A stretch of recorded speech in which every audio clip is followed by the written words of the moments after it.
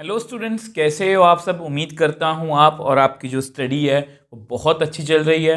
अब जैसा कि आपको पता है, हम चैप्टर नंबर 10 जो है उसकी मिसलेनियस एक्सरसाइज को सॉल्व कर रहे हैं।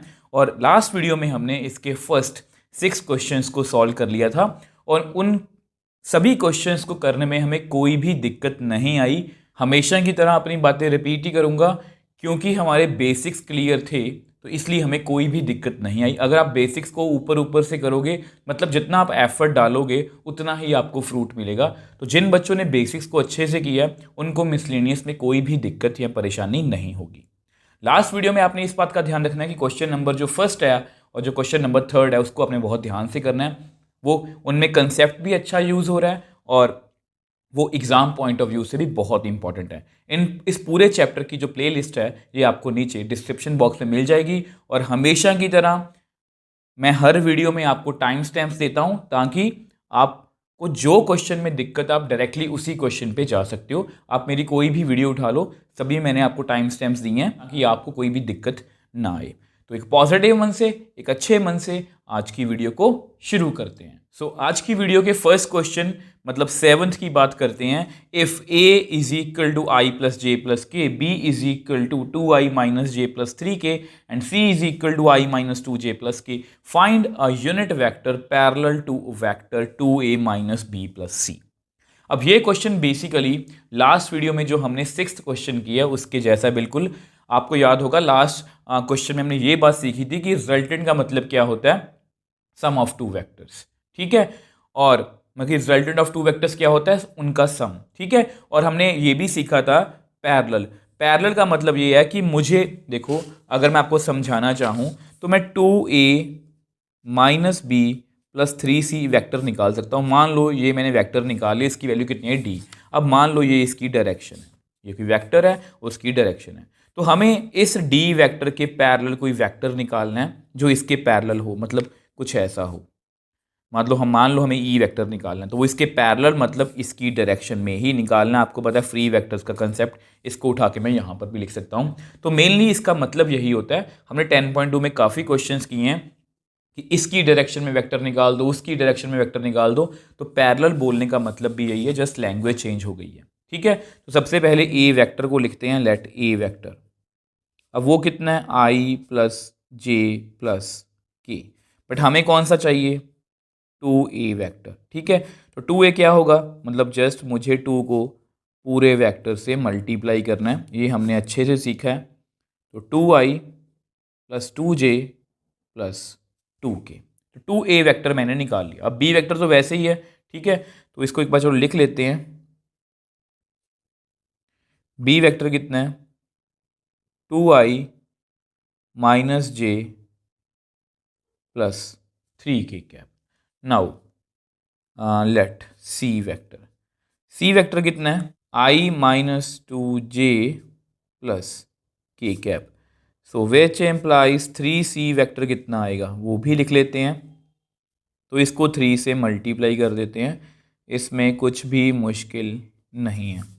कितना आएगा, 3i minus 6j plus 3k। तो 3 से मैंने मल्टीप्लाई कर दिया। अब आपको पता है हमें now 2a minus B plus 3c ये वाला वेक्टर जो है वो निकालना है। तो वैसे लिखते हैं, 2a वेक्टर कितना है, 2i plus 2j plus 2k। ठीक है, b वेक्टर कितना है, 2i minus j plus 3k। और 3c वेक्टर कितना है, 3i minus 6j plus 3k। ठीक है, तो कितना आएगा यहाँ पर, देखो सभी आई वाले कोफिशिएंट्स लिखते हैं। 2 यहाँ पर कितना है, -2, यहाँ पर कितना है, +3 आई कैप। ठीक है, फिर जे वाले लिखते हैं 2, यहाँ पर माइनस माइनस +1, बस माइनस प्लस में गड़बड़ मत करना, यहाँ पर -6 जे कैप। यहाँ पर कितना है, 2, यहाँ पर -3, यहाँ पर +3 के कैप।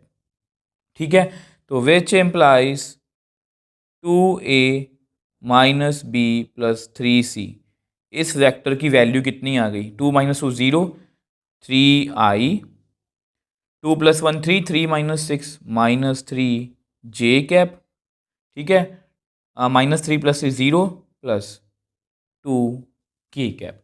तो ये हमारे पास एक नया वेक्टर मिल गया। तो ऐसा करते हैं, इसको एक नेम दे देते हैं, let D vector is equal to 2a। इसको बार बार लिखना ना पड़े तो इसको मैंने एक नेम दे दिया। हम हमेशा इसी तरह से करते हैं, 3i - 3j + 2k। अब हमें ये बोला गया find a unit vector parallel to vector, ठीक है। अब मैं जस्ट आपको लिख के दिखा देता हूँ। अब देखो, ये मैंने जस्ट आपके नोट्स के लिए लिखा है कि हमें यूनिट वेक्टर पैरेलल टू इसके फाइंड करना है। उसका मतलब क्या है कि हमने उसकी डायरेक्शन में वेक्टर फाइंड करना है।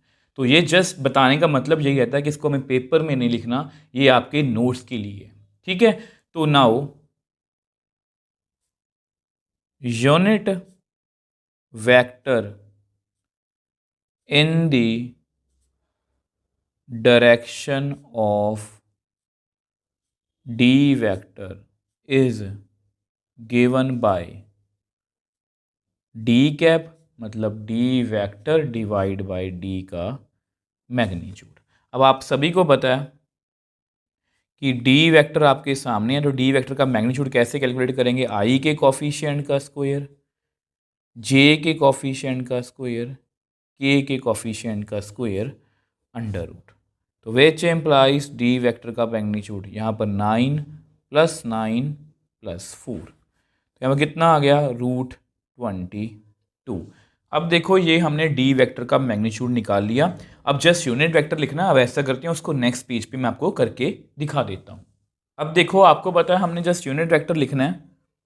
तो ये कितना था, 3i - 3j + 2k cap divide by इसका मैग्नीट्यूड कितना था, √22। अगर आपको बिल्कुल परफेक्टली एनसीईआरटी से आंसर मैच करना है तो 3/√22 आई कैप, 3/√22 जे कैप, 2/√22 के कैप, ठीक है। तो ये हमारा क्या है,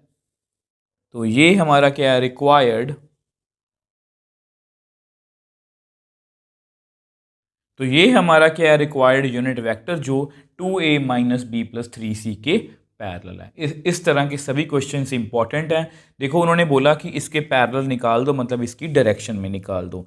बस आपने मेन समझने वाली बात यही है कि पैरेलल का, देखो क्वेश्चंस करने का मतलब यही रहता है कि आपको सभी चीज़ें पता हों कि किस किस तरह से क्वेश्चन पूछे जा सकते हैं। तो पैरेलल का मतलब है उसी की डायरेक्शन में निकालना। जिस तरह से लास्ट वीडियो में या लास्ट क्वेश्चन में 6th क्वेश्चन में हमने ये सीखा कि रिजल्टेंट का मतलब क्या होता है, सम ऑफ टू वेक्टर्स। तो पैरेलल मतलब उसकी डायरेक्शन में। तो मैंने 2a निकाल लिया, b निकाल लिया, 3c निकाल लिया, इसको माइनस और ऐड कर दिया। अब जो वेक्टर आया वो d आया, उसकी डायरेक्शन मैंने यूनिट वेक्टर निकाल दिया और अल्टीमेटली हमारे पास हमारा जो आंसर है वो आ गया। सो नेक्स्ट क्वेश्चन 8th की बात करते हैं। अब ये जो क्वेश्चन है ये बहुत ईजी है हमारे लिए। Show that the points a 1 - 2 - 8 and b 5 0 - 2 and c 11 3 7 are collinear and find the ratio in which b divides AC। देखो, दो क्वेश्चन यहाँ पूछे गए हैं। एक तो हमें कोलिनियर प्रूव करना है और फिर उसके बाद हमें रेशो भी बतानी है कि बी AC को किस तरह से डिवाइड कर रहा है। तो यहाँ पर जब हम कोलिनियर वाला पार्ट कर लेंगे तो यहाँ पर मैं आपको एक शॉर्टकट भी बताऊंगा कि अगर ये दोनों क्वेश्चन इकट्ठे आते हैं तो उसमें आप एक शॉर्टकट भी ले सकते हो। तो वो जो शॉर्टकट है वो मैं आपको लास्ट में बताऊंगा। तो सबसे पहले देखो, जब भी 3 पॉइंट्स को लीनियर करने की बात हो तो हम ये वाला रूल जो है फॉलो करते हैं कि पहले मतलब कि AB निकाल लो, BC निकाल लो और फिर AC। तो कोई भी दो साइड्स का सम अगर तीसरी साइड के लेंथ के इक्वल आ जाए तो उसको हम बोलते हैं कि वेक्टर्स क्या हैं या साइड्स क्या हैं, कोलिनियर, ठीक है। तो सबसे पहले ऐसा करते हैं, AB वेक्टर निकालते हैं, लेट AB वेक्टर। अब देखो, ये जस्ट मैंने जानबूझ के आपके लिए एक वैसी लाइन बनाई है जस्ट आपको समझाने के लिए। आपको पता है यहाँ पर हम वेक्टर ज्वाइनिंग 2 पॉइंट्स का कंसेप्ट जो है वो यूज़ करेंगे। तो B - A, ठीक है। तो B मतलब 5 - 1 I cap, 0 - 2 J cap, -2 - -8 K cap, ठीक है। तो ए बी वेक्टर कितना आ गया 4i, यहाँ पर +2j +8 - 2 6 k कैप। अब इसके साथ में ना इसका मैग्नीट्यूड भी जो है वो निकाल दो। i के कॉफिशिएंट का स्क्वायर, j के कॉफिशिएंट का स्क्वायर, k के कॉफिशिएंट का स्क्वायर अंडर रूट। तो विच एम्प्लाइज, क्योंकि मैग्नीट्यूड इसलिए निकालना है क्योंकि मुझे लेंथ की बात करनी है। यहाँ पर 16, यहाँ पर 4, यहाँ पर 36, तो ये आ जाएगा 56। अगर इसके कुछ फैक्टर्स बन रहे हैं तो वो हम रफ में जो है बना के देख लेते हैं। 56, तो यहाँ पर 28, यहाँ पर 14, 7, 1, ठीक है। तो इसको मैं यानी कि ए बी मैग्नीट्यूड को मैं लिख सकता हूँ 2 × 2 × 2 × 7। अब यहाँ से ये पेयर बाहर आ जाएगा, तो 2 2 7 14। तो ए बी मैग्नीट्यूड हमारा कितना आ गया 2√14। इसको नंबर 1 दे दो, ठीक है। अब फिर से देखो, ये हमने फाइंड कर लिया। अब ऐसा करते हैं, बी सी वेक्टर को फाइंड करते हैं। लेट बी सी वेक्टर, अब देखो ये हमारा बी सी वेक्टर है, तो बी सी वेक्टर कैसे फाइंड करेंगे, c minus b, terminal point minus initial point. तो 11 - 5 आई कैप, 3 - 0 जे कैप, 7 - -2 के कैप। बस आप कैलकुलेशन में गड़बड़ मत करना, और इस क्वेश्चन में कोई भी गड़बड़ नहीं हो सकती। तो यहाँ पर 3j रह गया। अब यहाँ पर 7, यहाँ पर कितना बन गया 9 के कैप। तो साथ ही में इसका मैग्नीट्यूड भी जो है वो निकाल लेते हैं। आई के कॉफिशिएंट का स्क्वायर, जे के कॉफिशिएंट का स्क्वायर, के कॉफिशिएंट का स्क्वायर अंडर रूट। तो which implies B c magnitude कितना आ गया 36 + 9 81। तो ये बन गया 90 और 36 126। अब ऐसे करते हैं, इसको नेक्स्ट पेज पे सॉल्व कर लेते हैं। अब देखो, हम यहाँ पर थे, BC का मैग्नीट्यूड था 126 का रूट, तो इसके भी फैक्टर्स जो हैं वो बना के देख लेते हैं। यहाँ पर 63 आएगा, यहाँ पर 21, 7 7 1 7, ठीक है। तो यानी कि इसको मैं लिख सकता हूँ 2 × 3 × 3 × 7।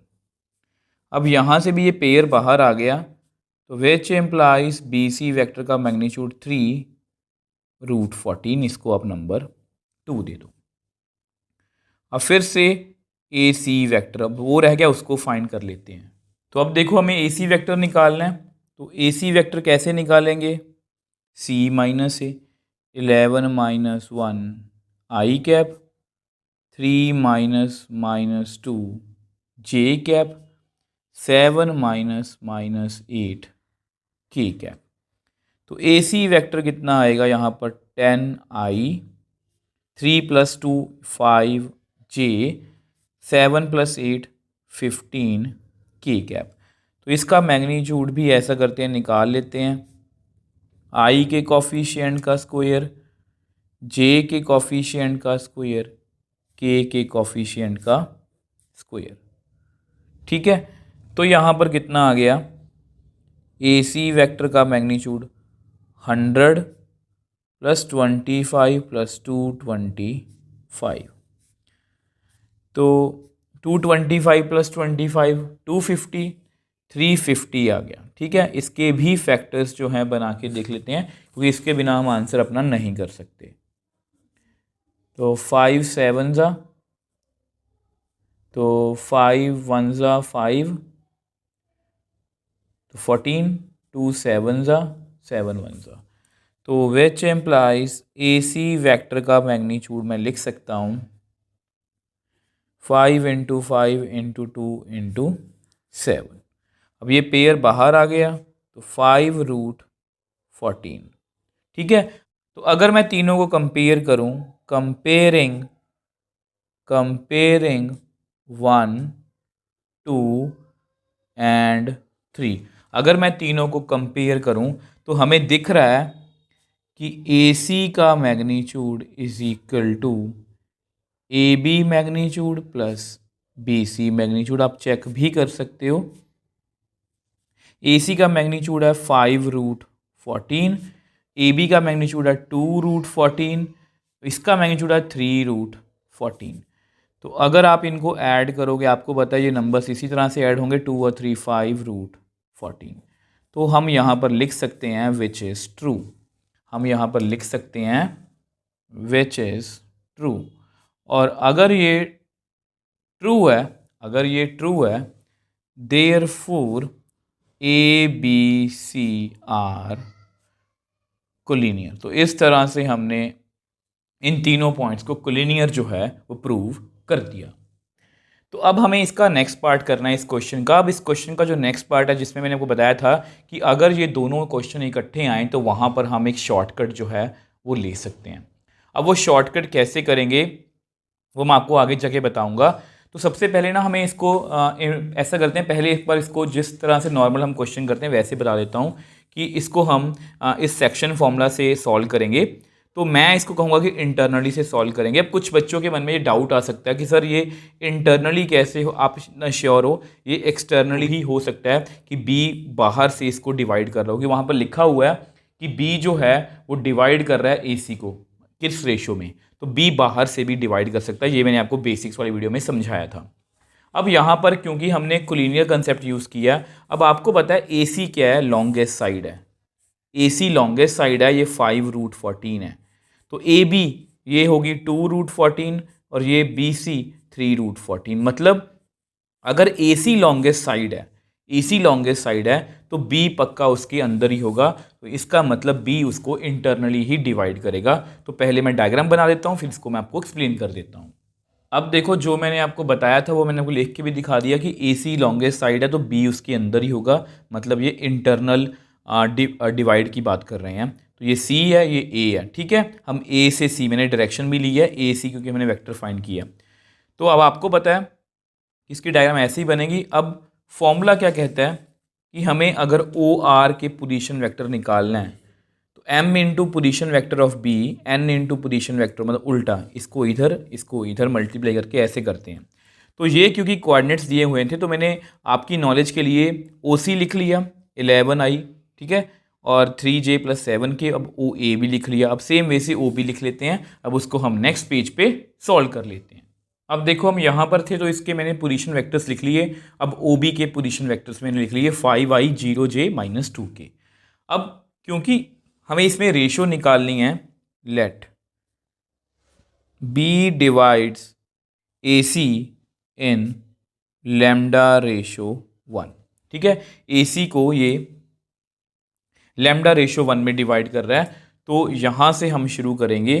तो ये आपका लैम्डा है, मतलब मैंने आपको समझाया था ना, जहाँ से वेक्टर स्टार्ट हो रहा है लैम्डा पहले लिखा, तो यहाँ पर लैम्डा, यहाँ पर 1। तो अब हमें क्या करना है, अब हमारा फॉर्मूला क्या कहता है।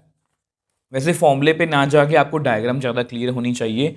तो फॉर्मूला हमारा कहता है कि OR वेक्टर मतलब OB वेक्टर, ठीक है, ये किसके इक्वल होगा। अब आपको पता है कि 1 को हमें उल्टे साइड मल्टीप्लाई करना है।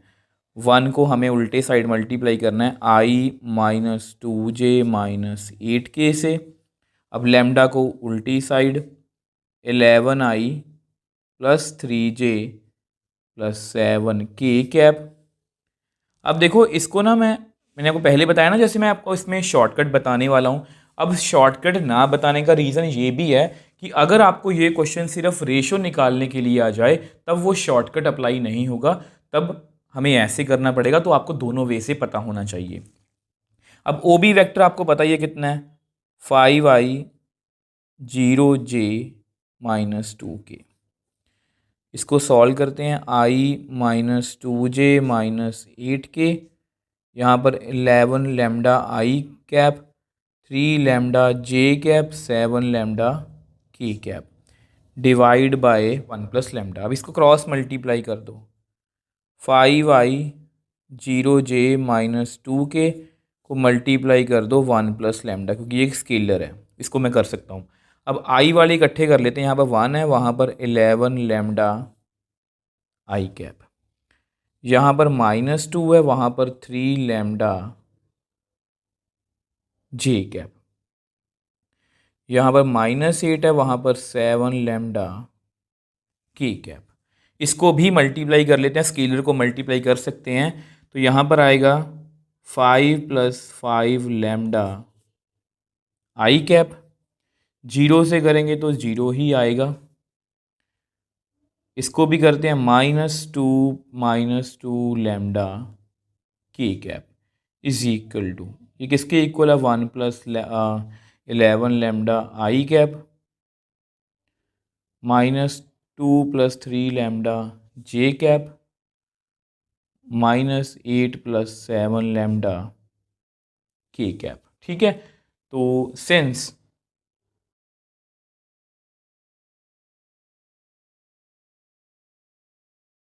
अब यहाँ मैंने लिख दिया कि since two vectors are equal तो corresponding component should be same. तो क्या होगा फिर, आई वाला आई के इक्वल होगा, ठीक है, जे वाला जे के इक्वल होगा, और के वाला के इक्वल होगा। ठीक है, अब हमें क्या करना है, पिक एनी वन। हमें सिर्फ लैम्डा की वैल्यू फाइंड करनी है, पिक एनी वन। हमें कोई भी एक पिक कर लेना है। जैसे मुझे लगता है कि ये ज़ीरो वाला बहुत ईजी है, तो zero is equal to -2 + 3 lambda. तो 3 लैम्डा इज इक्वल टू 2, तो लैम्डा कितना आ गया, 2/3। ठीक है, तो अगर लैम्डा की वैल्यू 2/3 आ गई, तो अब जस्ट हमें अपना आंसर लिखना है, उसको मैं नेक्स्ट पेज पे लिख देता हूँ। आप इनको भी अगर कंपेयर करोगे, अगर आप इनको भी कंपेयर करोगे, तो ये उधर जाके क्या बन जाएगा, 6 लैम्डा, ये इधर जाके क्या बन जाएगा, 4। तो लैम्डा कितना आएगा, 4/6 मतलब 2/3। इसको भी कंपेयर करके देख लो, ये उधर जाके 9 लैम्डा, इधर जाके ये 6, लैम्डा कितना आ गया, 6/9, तो यहाँ पर भी 2/3। ठीक है, अब जस्ट हमें आंसर लिखना है, तो उसको मैं नेक्स्ट पेज पे लिख के दिखा देता हूँ। अब देखो, आपको पता है बी ए सी को डिवाइड कर रहा है लैम्डा रेशो 1 में। अब लैम्डा की वैल्यू 2/3 है, तो 2/3 रेशो 1। अब इसको अगर ढंग से लिखना हो तो आपको पता है 2/3 रेशो 1, तो ये एक्चुअल में 2/3 बन जाएगा, मतलब 2/3 ही बन जाएगा। इस 3 को बेसिकली आप उधर लिख सकते हो। Therefore B divides AC in 2/3। अब ये जो हमारा आंसर है ये परफेक्टली एनसीईआरटी से मैच कर रहा है। अब जो शॉर्टकट है मैं आपको वो बता देता हूँ। अब देखो, ये वो अनदर मेथड है। ठीक है, ये मैंने AC लिख लिया, ये B है। अब आपको पता है कि इसकी लेंथ कितनी थी, 2√14। अब इसकी लेंथ कितनी थी, 3√14। ठीक है, अब आपको पता है कि देखो देखो रेशो का कंसेप्ट क्या होता है। रेशो का कंसेप्ट क्या होता है कि बी डिवाइड कर रहा है एसी को 2/3 में। इसका मतलब क्या है, इसका मतलब पहले आपको पता होना चाहिए कि अगर ये 2 पार्ट्स हैं तो ये 3 पार्ट्स हैं। ठीक है, रेशो का मतलब ये होता है। और अगर ये 4 है तो नीचे वाला 6 है, अगर ये ऊपर वाला 6 है तो नीचे वाला कितना है, 9। तो इस तरह से मतलब रेशो का मतलब ये होता है कि अगर इसके पास 2 हिस्से हैं तो इसके पास 3 हैं, अगर इसके पास 4 हैं तो इसके पास 6 हैं, अगर इसके पास 9 है, मतलब सॉरी 6 है, तो इसके पास 9 है। तो इस तरह से ये काम करता है। तो बेसिकली अगर मुझे इसकी लेंथ पता लग जाए ये कितनी है, और इसकी लेंथ पता लग जाए, आप खुद सोच के देखो, ये टोटल लेंथ 10 है। ठीक है, तो अगर ये लेंथ 2 है और ये लेंथ 8 है, ये लेंथ 2 है, ये लेंथ 8 है, तो आपको पता लगेगा इसकी रेशो कितनी है, 2/8 मतलब 1/4। तो ये 1/4 रेशो में डिवाइड है कि ये हिस्सा 1 है, ये 4 हिस्से हैं। तो सेम वे से मुझे इसकी लेंथ पता है, तो मैं ए बी की रेशो, ए बी वैक्टर का मैग्नीट्यूड और बी सी वैक्टर के मैग्नीट्यूड की रेशो अगर निकाल लूँ, तो इसका मतलब क्या है, 2√14 रेशो 3√14। इसका मतलब क्या है कि 2√14 3√14। अब आपके सामने है, ये कट हो जाएगा, ये कट हो जाएगा, तो कितना आ गया, 2/3। देयरफॉर बी डिवाइड्स ए सी इन 2/3। ठीक है, अब देखो मैंने आपको दोनों मेथड क्यों करवाए हैं। अगर देखो ये डिपेंड करता है, अगर आपको ये 3 मार्क्स में क्वेश्चन पूछा जाए कि कोलिनियर भी प्रूव करो और प्रूव करो कि मतलब ये भी दिखाओ कि ये किस रेशियो में डिवाइड कर रहा है, तो मैं आपको यही सजेस्ट करूँगा कोलिनियर करके आप इसको इस मेथड से कर देना, आपको कोई भी मार्क्स नहीं कटेगा। और ये वाला मेथड मैंने आपको इसलिए करवाया है कि अगर बाय चांस पेपर में यही क्वेश्चन आ जाए कि ए बी सी 3 पॉइंट्स हैं और बी ए सी को किस रेशियो में डिवाइड कर रहा है, तब आपको ये वाला मेथड जो है वो फॉलो करना पड़ेगा। इसलिए मैंने आपको दोनों मेथड्स करवा दिए, आपको जो मेथड अच्छा लगे, आप जिसमें आप कंफर्टेबल हो, उसी से इसको सॉल्व कर सकते हो। सो नेक्स्ट क्वेश्चन 9th की बात करते हैं। Find the position vector of a point R which divides the line joining 2 points P and Q whose position vectors are 2a plus b vector and a minus 3b vector externally in the ratio 1:2।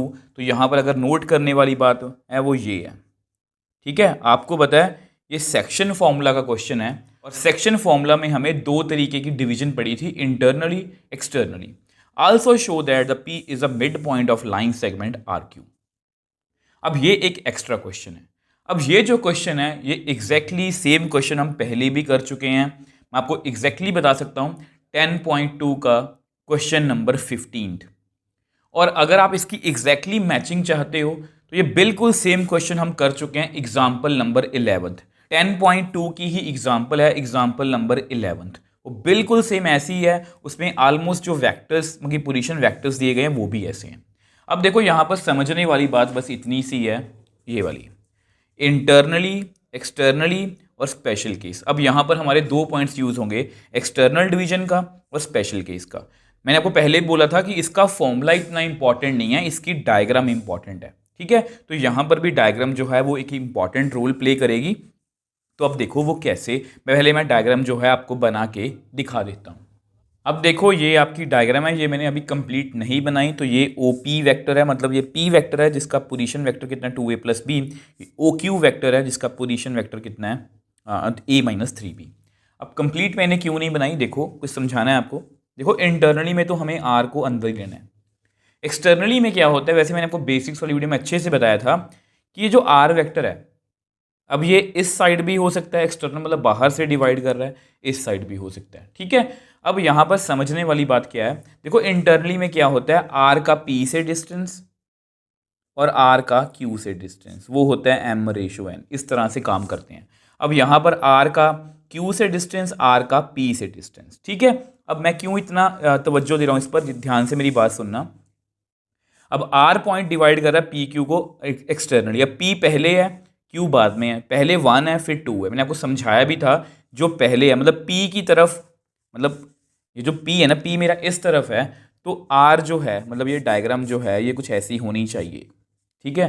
अब R मेरा यहाँ पर होगा क्योंकि R से P distance 1 है और ये वाला डिस्टेंस कितना है 2। अब ऑब्वियसली वाला 2 है तो ये दूर होगा, Q जो है R से, P जो है वो पास होगा। अगर आपने बाय चांस P को ऊपर बनाया, Q को नीचे बनाया, तो आप R को यहाँ पर बनाओगे तो ये 1 होगा, ये 2 होगा। तो इस बात का आप ध्यान रखोगे, मैं आपको ये समझाना चाह रहा हूँ, ठीक है। अब ऐसा करते मैं डायग्राम को जो है वो कंप्लीट कर देता हूँ। अब देखो ये मैंने R बना लिया। देखो ये डायग्राम बनाने को इतनी जरूरी नहीं है, या बिल्कुल आपने मेरे जैसी नहीं बनानी है, जिस तरह से आपको कंफर्टेबल लगे आप ऐसा कर सकते हो।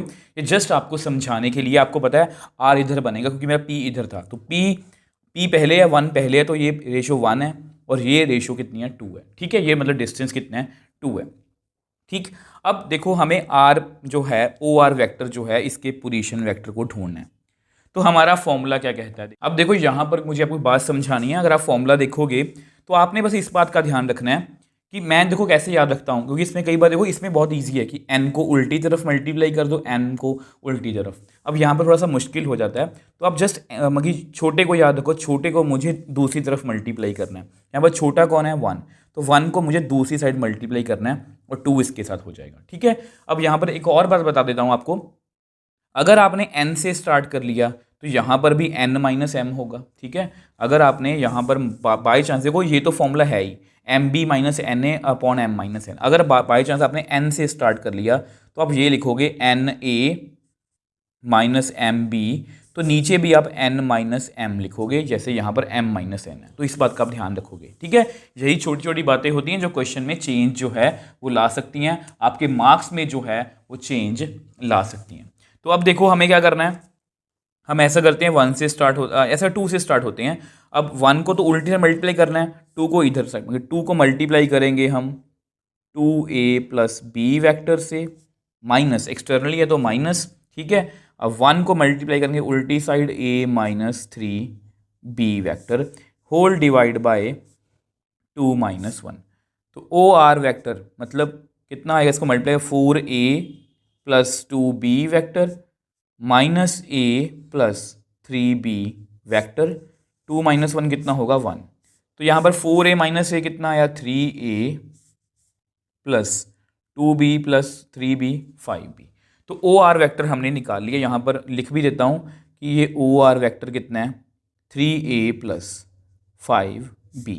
तो ये हमने निकाल लिया, ये वैक्टर है जो p और q को 1:2 में डिवाइड कर रहा है। अब यहाँ पर उन्होंने फर्दर एक क्वेश्चन पूछा है, also show that P is mid point. अब वैसे तो आपको डायग्राम देख के ही क्लियर हो जाना चाहिए क्योंकि R बाहर की तरफ है, अगर ये हिस्सा 1 है और ये हिस्सा 2 है मतलब ये हिस्सा भी 1 है, ठीक है। बट फिर भी आपकी अंडरस्टैंडिंग के लिए P is mid point of the line segment. तो मिड पॉइंट में क्या होता है, अगर R मिड पॉइंट है मतलब m/1, तो डायरेक्टली क्या फॉर्मूला होता है, this vector plus this vector divide by 2। तो यही हम यहाँ पर यूज़ करने वाले हैं। तो जैसा कि मैंने आपको बताया हम यही वाला जो फॉर्मूला है वो यूज़ करने वाले हैं। अब इसको लिखेंगे कैसे, ठीक है, लिखना भी तो मगी हमें आना चाहिए ना। तो हम मान लेते हैं, ऐसा करते हैं ना, मैं यहाँ पर लिख देता हूँ पहले आपके लिए। अब देखो मिड पॉइंट हम कैसे फाइंड करेंगे, mid point of R Q vector. तो इसका फॉर्मूला क्या है, इसका फॉर्मूला बहुत सिंपल है, जिसका मिड पॉइंट निकालना उनके पोजीशन वेक्टर्स लिख लो। अब आर के पोजीशन वेक्टर कितना है 3a प्लस 5b प्लस, अब क्यू का कितना है a माइनस 3b, बहुत ईजी है, डिवाइड बाई 2। तो which implies mid point of R Q कितना आया भाई 3a प्लस 1 है 4a, 5 minus 3b 2b divide by 2। अब जस्ट आंसर रह गया, उसको हम नेक्स्ट पेज पे सॉल्व कर लेते हैं। अब देखो हम यहाँ पर थे ना, तो इसको थोड़ा सा और सॉल्व करते हैं। तो mid point of R Q, यहाँ से ऊपर 2 कॉमन ले लो, तो 2a plus b divide by 2। तो हमारे पास कितना आ गया, ये कट गया, तो इसको ऐसा करो नंबर 1 दे दो, ठीक है। नाउ अब आपको पता है कि ओपी वेक्टर कितना था हमारा 2a प्लस बी, ये कितना है 2a प्लस बी। तो यहाँ मैं लिख देता हूँ on comparing 1 and 2।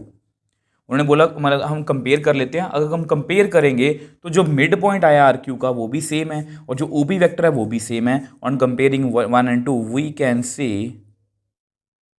We can say that O P vector divides R Q in 1:1। 1:1 का मतलब क्या होता है, therefore P is mid point of, जो एनसीईआरटी में लिखा गया लाइन सेगमेंट आर क्यू। तो P क्या है, मिड पॉइंट है। देखो ये पोजीशन वेक्टर होता है, O Q O P position vector है, ठीक है, ओ आर या ओ पी, ठीक है, ये पी और क्यू पॉइंट्स हैं, तो पी डिवाइड कर रहा है, सो पी मिड पॉइंट है, तो ये मैंने यहाँ पर लिखा है। अब क्योंकि ओ पी जो ओ पी वैक्टर है ये आर क्यू को 1:1 में डिवाइड कर रहा है, तो मतलब ये मिड पॉइंट है। तो हमने बहुत ईजिली ये क्वेश्चन सॉल्व कर लिया। आई होप आपको कोई भी दिक्कत या परेशानी इस पर नहीं होगी। सो नेक्स्ट क्वेश्चन 10th की बात करते हैं। ये क्वेश्चन बहुत ईजी है, हो सकता है कि आपको पढ़ने में थोड़ा सा मुश्किल लगे, बट बिलीव मी ये क्वेश्चन बहुत ईजी है। Two adjacent sides of a parallelogram are 2i minus 4j plus 5k and I minus 2j minus 3k. Find a unit vector parallel to its diagonal. Also find its area. अब इतनी बात तो हमें पता है, इतनी बात हमने क्रॉस में पढ़ी थी कि अगर दो एडजेसेंट साइड्स दी गई हैं पैरेललोग्राम की, तो उसका एरिया हम उसकी उन दोनों की क्रॉस से निकाल सकते हैं। यहाँ पर एरिया का तो हमें कोई भी मतलब कि इतनी चिंता करने की जरूरत नहीं है, एरिया तो हम निकाल लेंगे। अब दूसरी जो बात है कि unit vector parallel to its diagonal, मतलब वो कैसे निकालेंगे जो इस डायगोनल के पैरेलल होगा। अब अभी आपको मुश्किल लग रहा है, जैसे ही मैं डायग्राम बनाऊंगा आपको तभी वो क्लियर हो जाएगा। अब देखो ये जस्ट मैंने दो पैरेललोग्राम की दो एडजेसेंट साइड्स बनाई हैं, ठीक है। अब इस डायग्राम को मैं थोड़ा सा कंप्लीट कर लेता हूँ। आपको पता है अगर इसका फ्री वेक्टर का कंसेप्ट यूज़ करके इसको मैं यहाँ पर भी बना सकता हूँ, मतलब इस पैरेललोग्राम को मेरा कहने का मतलब ये है मैं कंप्लीट कर लेता हूँ। अब देखो ये मैंने डायग्राम कंप्लीट कर लिया है, इसका मैंने नेम भी अपनी तरफ से वैसे ही रख लिया है ताकि इसको हमें बार बार लिखना ना पड़े। अब ये ए वेक्टर है, ये बी वेक्टर है। अब आपको पता है इसके पैरेलल ये भी ए वेक्टर ही होगा, इसके पैरेलल ये भी बी वेक्टर होगा, मतलब हमारा पैरेललोग्राम कंप्लीट है। अब इतने सारे एफर्ट्स क्यों कर रहा हूँ, देखो मैं बोलता हूँ ना हमेशा बेसिक काम आता है। अब देखो इस फिगर को इस फिगर से कंपेयर करो, ये क्या है, parallelogram law of vector addition. अब ये क्या है, ए सी मतलब डायगोनल जो हमें फाइंड, मतलब देखो हमें एक यूनिट वेक्टर फाइंड करना है जो इस डायगोनल के पैरेलल हो, ठीक है। अब अगर हमें इसके कोई पैरेलल यूनिट वेक्टर लिखना है तो हमें इसकी डायरेक्शन वगैरह पता होनी चाहिए, ठीक है, ताकि हमें वो यूनिट वेक्टर मिल सके।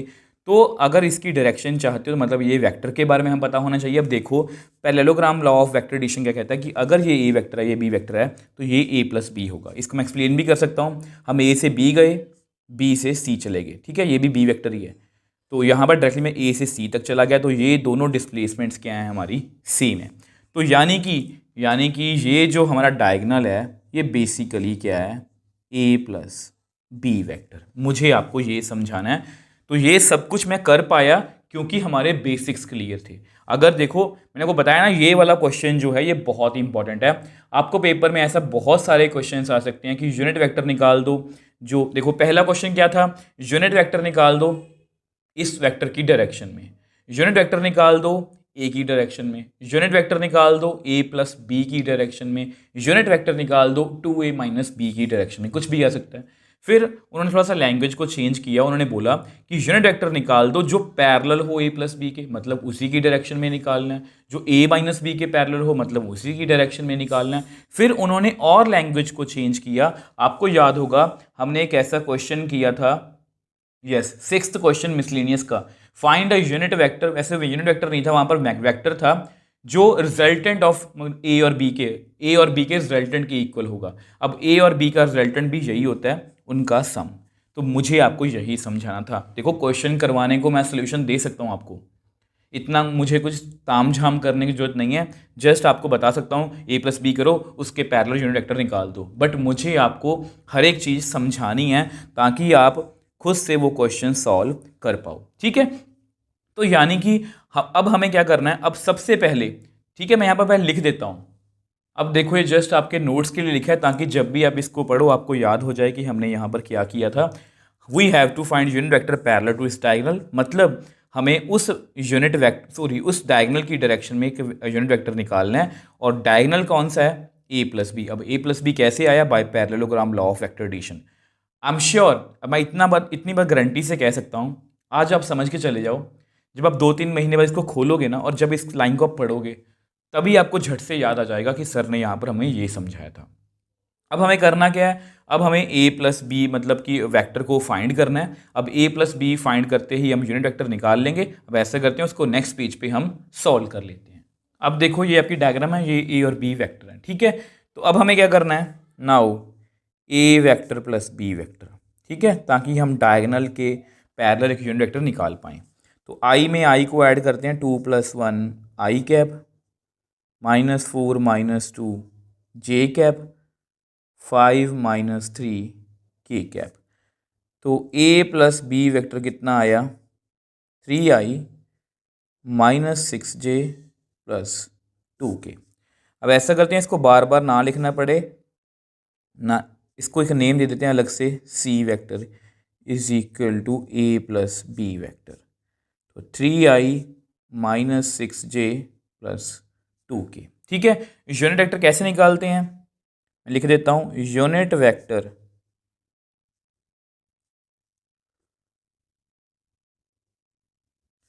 पैरेलल और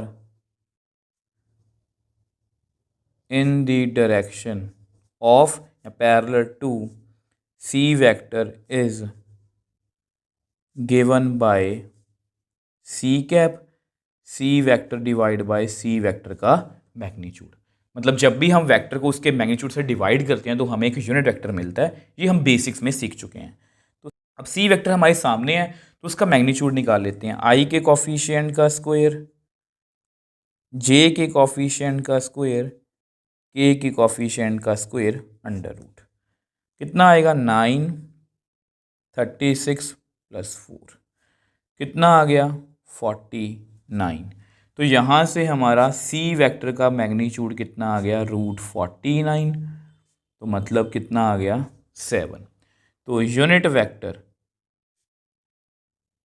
वेक्टर C कैप कितना आ गया 3i minus 6j plus 2k cap divide by 7।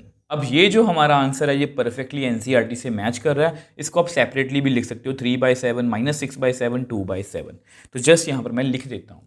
अब देखो ये मैंने लिख भी दिया कि ये यूनिट वेक्टर है जो डायगोनल के पैरेलल है। मतलब ये यहाँ पर उसकी डायरेक्शन में कहीं पर भी हो सकता है। अब हमें फाइंड क्या करना है, अब हमें इसका एरिया निकालना है और एरिया निकालने का फॉर्मूला हमें पता है। जस्ट हमें A क्रॉस B करना है और उसका मैग्नीट्यूड। तो अब हमें हमारा नया क्वेश्चन है, तो नए क्वेश्चन को यहाँ पर ऐसा करते हैं, स्टार्ट कर लेते हैं। ठीक है, तो अब हमें क्या करना है A क्रॉस B। तो नाउ A क्रॉस B, अब A कितना है, पहले I लिखेंगे IJK। A कितना है 2 - 4 + 5 1 - 2 - 3। अब जस्ट हमें इस डिटर्मिनेंट को सॉल्व करना है। मैं लिख देता हूँ बाय एक्सपैंडिंग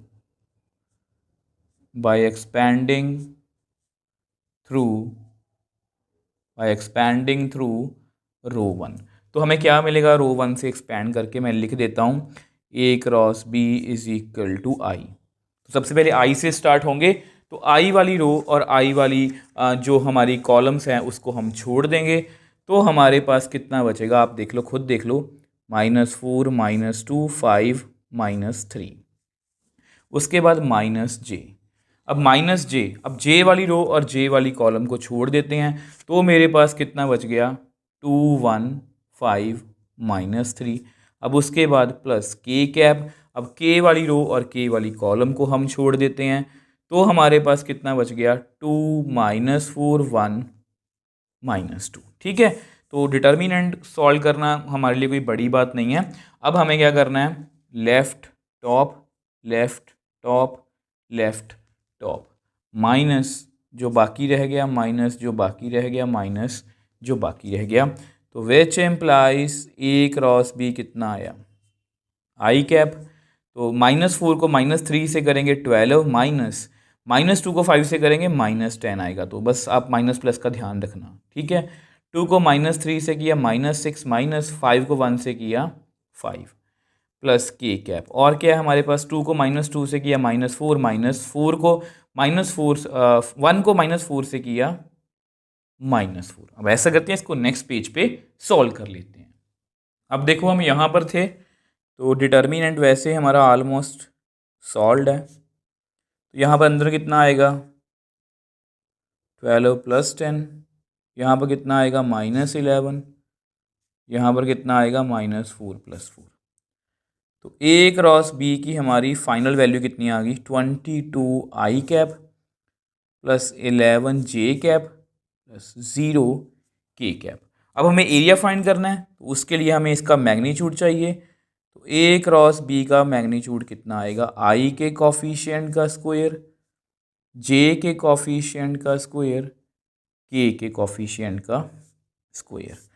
तो which employees A cross B कितना आ गया, तो 22 का स्क्वायर कितना होता है 484, 11 का 121। तो इसको ऐड कर लेते हैं, तो यहाँ पर 5 10 6, तो 605। तो इसके जो फैक्टर्स जो हैं वो बना के देख लेते हैं ताकि हमारा आंसर परफेक्टली मैच हो पाए। तो यहाँ पर कितना आएगा 5 1 ज़ा 5 2 ज़ा 5 1 ज़ा 11 11 ज़ा, ठीक है। तो ये बहुत इजी है। तो ए क्रॉस बी का फाइनल वैल्यू कितनी आ गई 5 इंटू 11 इंटू 11, ये पेयर बाहर आ गया तो 11√5। अब मैं आंसर आपको लिख के दिखा देता हूँ। तो देख लो ये आपका एरिया है जो इसमें आपको लिख के दिखा दिया 11√5 यूनिट्स। ये परफेक्टली आंसर मैच कर रहा है, इसमें कोई दिक्कत नहीं थी। दिक्कत थी कि हमें एक यूनिट वेक्टर निकालना था, किसके पैरेलल, डायगोनल के पैरेलल। अब वो पैरेलल कैसे आएगा, जब मैंने पैरेललोग्राम बनाया, ठीक है, ये कुछ ऐसा था, तो कुछ ऐसा बनेगा। तो ये डायगोनल जो है ये बेसिकली आप ए वेक्टर और बी वेक्टर का रिजल्टेंट बोल सकते हो, इसको रिजल्टेंट भी बोल सकते हो, डायगोनल भी बोल सकते हो। तो ये बेसिकली हमने कहाँ से सीखा था, parallelogram law of vector addition. तो ए प्लस बी मैंने निकाल लिया। अब उसके पैरेलल यूनिट वेक्टर निकालना बहुत ईजी है, उसकी डायरेक्शन में निकालना। जस्ट मैंने उसको सी नेम दे दिया, उसका मैग्नीट्यूड से डिवाइड किया, तो अल्टीमेटली हमारे पास हमारा जो आंसर है वो आ गया।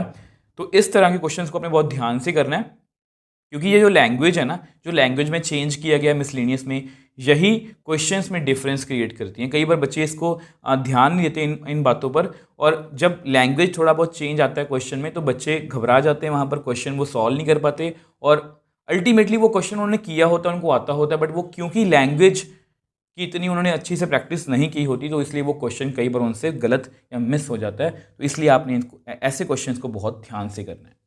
सो नेक्स्ट क्वेश्चन 11th की बात करते हैं। अब ये क्वेश्चन भी आपको देखने में हो सकता है कि थोड़ा सा मुश्किल लगे, बट अगर मैं आपको कहूँ कि ये क्वेश्चन आप पहले भी कर चुके हो तो आपको थोड़ा सा हैरानी होगी कि सर ऐसा क्वेश्चन तो हमने पहले नहीं किया, बट बिलीव मी ये क्वेश्चन हम कर चुके हैं। देखो कैसे, शो, पहले क्वेश्चन को पढ़ लेते हैं। Show that the direction cosines of vector equally incline to axis OX, OY and OZ are plus minus 1/√3 1/√3 1/√3। तो पहले क्वेश्चन को समझ लेते हैं। अब देखो पहले डायरेक्शन को साइंस का थोड़ा सा पढ़ लेते हैं। देखो डायरेक्शन को साइंस का मतलब क्या होता है, मैंने आपको पूरा एग्जैक्टली बताया था कि डायरेक्शंस को साइंस एक्चुअली होते क्या हैं, ठीक है। तो ये कोई ओपी वेक्टर है, तो ये अल्फा एंगल एक्स एक्सिस के साथ, बीटा एंगल वाई एक्सिस के साथ और गामा एंगल जेड एक्सिस के साथ बना रहा है। अब इसमें कोई चेंज नहीं हम कर सकते, ठीक है। तो मैंने इसको पूरी आपको डेरिवेशन करवाई थी कि किस तरह से हम परपेंडिकुलर लेके कॉस अल्फा की वैल्यू x/r होती है, ये y/r z/r, और इसकी मैंने आपको डेरिवेशन आगे भी कराई थी कि ये फॉर्मूला कैसे डिराइव होता है। तो ये मैं आपको इसलिए बता रहा हूँ क्योंकि ये दोनों चीज़ें यहाँ पर यूज़ होने वाली हैं। तो ये बेसिकली देखो मैं आपको क्या समझाना चाह रहा हूँ कि यहाँ पर यही बात लिखी गई है कि डायरेक्शन को साइंस हमें फाइंड करने हैं, मतलब हमें cos alpha, cos beta, cos gamma या LMN की वैल्यू फाइंड करनी है, और हमें क्या दिया गया, इक्वली इंक्लाइंड टू एक्सिस। तो मतलब वो जो इक्वली इंक्लाइंड है, मतलब ओपी वेक्टर जो है यहाँ का कितना एंगल बना रहा है, अल्फा, यहाँ पर कितना बनाएगा, यहाँ पर भी अल्फा, यहाँ पर भी अल्फा, ये हमें दिया गया है और हमें डायरेक्शन को साइंस निकालने हैं। अब आपके मन में जो डाउट है कि सर ऐसा क्वेश्चन हम पहले कहाँ पर कर चुके हैं, तो प्लीज़ मैं आपको यही कहूँगा, एक्सरसाइज 10.2 खोलो, आपके पास NCERT होगी अभी आपके पास, एक्सरसाइज 10.2 खोलो। Question number 14। वो बिल्कुल सेम नहीं है, वो इसके उल्टा है। अगर आप ध्यान से पढ़ोगे उसमें लिखा गया है show that vector I plus j plus k is equally incline to axis OX, OY and OZ। अब उसमें हमें वेक्टर दिया हुआ था। ऐसा करते हैं, पहले क्वेश्चन को मैं करवा देता हूँ, फिर आपको समझाने, फिर आपको ज़्यादा अच्छे से समझ में आएगा, ठीक है। तो सबसे पहले जैसा कि मैंने आपको बताया कि यहाँ पर कोई वेक्टर है जो OX, OY और OZ के साथ सेम एंगल बना रहा है, अल्फा एंगल बना रहा है। तो ऐसा करते हैं, पहले वो मैं आपको बना के दिखा देता हूँ। अब देखो ये आपकी डायग्राम है, ये कोई मैंने ओपी वेक्टर मान लिया, ओपी भी यानी vector which makes angle alpha with OX, OY and OZ। क्यों लिखा है ऐसा, यहाँ पर लिखा गया इक्वली इंक्लाइंड, मतलब वो एक्स एक्सिस के साथ भी अल्फा एंगल बना रहा है, वाई एक्सिस के साथ भी, जेड एक्सिस के साथ भी। और आपको पता है we know L is equal to cos alpha, M is equal to cos beta, N is equal to cos gamma. ये क्या है, ये क्या है, डायरेक्शन कोसाइंस। ये क्या है, डायरेक्शन कोसाइंस। बट यहाँ पर अल्फा, बीटा और गामा सेम है, तो मैंने सभी को अल्फा अल्फा अल्फा एंगल मान लिया, ठीक है। अब आपको एक और रिजल्ट पता होगा, also L square plus M square plus N square is equal to 1, ये हमें पता है। तो इसकी वैल्यू कितनी है, cos square alpha cos square beta plus cos square gamma is equal to 1। मतलब ये रिजल्ट है, मतलब जो हमें पहले से जानते हैं कि डायरेक्शन को साइंस में आपस में क्या रिलेशन होता है। बट आपको पता है अल्फ़ा बीटा गामा सभी सेम है, तो मैं सभी जगह पर अल्फ़ा को फिल कर दूंगा। वैसा करते हैं, उसको नेक्स्ट पेज पे हम सॉल्व कर लेते हैं। अब जैसा कि मैंने आपको बताया तीनों एंगल सेम हैं, तो फिल कर लेते हैं। Cos square alpha plus cos square alpha plus cos square alpha is equal to 1। तो कितना आ गया, 3 cos square alpha is equal to 1। Cos square alpha is equal to 1/3। तो कॉस अल्फ़ा कितना आ गया, प्लस माइनस 1/√3 प्लस माइनस 1/√3। अब हमारा जो आंसर है वो आ चुका है। अब आपको पता है ये कॉस अल्फ़ा की वैल्यू है, तो यहाँ पर मैं पहले आपको लिख के दिखा देता हूँ। अब देखो ये जस्ट आपके लिए लिखा है, इसको आपको दोबारा से लिखने की जरूरत नहीं है। तो डायरेक्शन को साइंस किसी भी वेक्टर के किस तरह से गिवन होते हैं, L is equal to cos alpha, M is equal to cos beta, N is equal to cos gamma. But क्योंकि तीनों एंगल इक्वल हैं क्वेश्चन में, तो cos alpha cos alpha cos alpha मैं लिख सकता हूँ। ठीक है, तो कॉस अल्फा की वैल्यू कितनी है, plus minus 1/√3। Therefore direction cosines are given by, आपको पता है इसको मैं लिख सकता हूँ LMN, मतलब 1/√3 प्लस माइनस m की वैल्यू भी तो वही है, ठीक है, कॉस अल्फ़ा, और n की वैल्यू भी वही है। तो अगर आप इसको NCERT से परफेक्टली मैच करना चाहते हो, प्लस माइनस को बाहर लिखो, 1/√3 1/√3 अब मैं आपको समझाना चाहता हूँ कि क्वेश्चन 14 और ये सेम कैसे हैं। ठीक है, क्योंकि अब हमने दोनों क्वेश्चंस कर लिए हैं। अब यहाँ पर हमें क्या गिवन था कि ये जो OP वेक्टर है, ठीक है, अब यहाँ पर आपको बोनस चीज़ भी बताऊंगा, बोनस टिप बताऊंगा।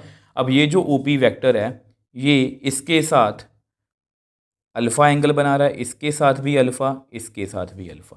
ठीक है, तो वो कह रहे हैं कि डायरेक्शन को साइंस फाइंड कर दो, डायरेक्शन को साइंस फाइंड कर दो। ठीक है, अब जो 14th क्वेश्चन आपका 10.2 का, उसमें क्या था, उसमें ये था कि वेक्टर हमें गिवन था, और वो बोल रहे थे कि वो इक्वली इंक्लाइंड है। मतलब वहाँ पर क्या था, ये अगर वेक्टर हमें गिवन है, ठीक है, अगर देखो इसका वेक्टर मुझे, चलो पहले ये बता देता हूँ। अब यहाँ पर हमारा आंसर कंप्लीट है। अगर मैं आपको बोनस टिप बताना चाहूँ तो मैं आपको पहले बता देता हूँ। अब आपको पता है कि ये जो देखो ये P कोई पॉइंट है XYZ, तो कॉस अल्फा कितना होता है, x/r, y/r, z/r। तो जो ऊपर पॉइंट्स हैं XYZ वो क्या होते हैं, डायरेक्शन रेशियोज, मतलब इस पॉइंट के कोऑर्डिनेट्स। तो यहाँ पर अगर मुझे आपको बोनस टिप बतानी हो तो मैं आपको क्या बताऊंगा, आपको लिख के बता देता हूँ। अब ये है वो बोनस टिप कि क्योंकि हमें डायरेक्शन को साइंस गिवन है, और डायरेक्शन को साइंस का फॉर्मूला क्या होता है, x/r, y/r, z/r। तो कंपेयर करेंगे तो ये तो r की वैल्यू है नीचे, ऊपर क्या है XYZ, मतलब +-1 +-1 +-1। तो जो पॉइंट P है उसके हम कोऑर्डिनेट्स फाइंड कर सकते हैं, +-1, 1, 1। अब हम 14 क्वेश्चन से इसको कंपेयर कर सकते हैं। 14 क्वेश्चन में क्या था, यानी कि इस क्वेश्चन में हमें P पॉइंट से कोऑर्डिनेट्स निकाल लिए, कितने निकाले हैं, 1, 1, 1, ठीक है, प्लस माइनस। अब वहाँ पर क्या था कि P पॉइंट हमें पहले से गिवन था, I + J + K पॉइंट पहले से गिवन था। वो कह रहे थे कि ये सभी जगह पर इक्वल एंगल बना रहा है, ये प्रूव करो। तो ये उल्टा हो गया, यहाँ पर हमें एंगल इक्वल गिवन थे, हमें बेसिकली पॉइंट निकालना था। यहाँ पर हमें पॉइंट गिवन था बेसिकली, और ये प्रूव करवाना था। तो इसलिए मैं बोल रहा था कि ये दोनों क्वेश्चन सेम है। तो इसलिए आपने बहुत ध्यान से करना है। ये छोटी छोटी बातें फिर से बोल रहा हूँ, ये आपको हेल्प करेंगी। हो सकता है इसमें से आपको MCQ आ जाए, मतलब कुछ भी आ सकता है आपको। ये क्वेश्चन यहाँ पर ख़त्म था, मैं यहाँ पर ख़त्म कर सकता था अपनी बात। ये आपको इसलिए बताई क्योंकि ये बोनस टिप है, आप यहाँ से पॉइंट भी निकाल सकती हो। किसी भी अगर वेक्टर के हमें डायरेक्शन को साइंस गिवन है तो वहाँ से मैं डायरेक्शन रेशियोज भी निकाल सकता हूँ, ये आपको पता है। आपको सब कुछ पता रहता है बट कुछ बातें होती जो हम खुद से इम्प्लीमेंट नहीं कर पाते, खुद से सोच नहीं पाते। इसलिए मुझे मेरी आदत है कि मैं आपको सभी बातें साथ साथ बताता चलूँ।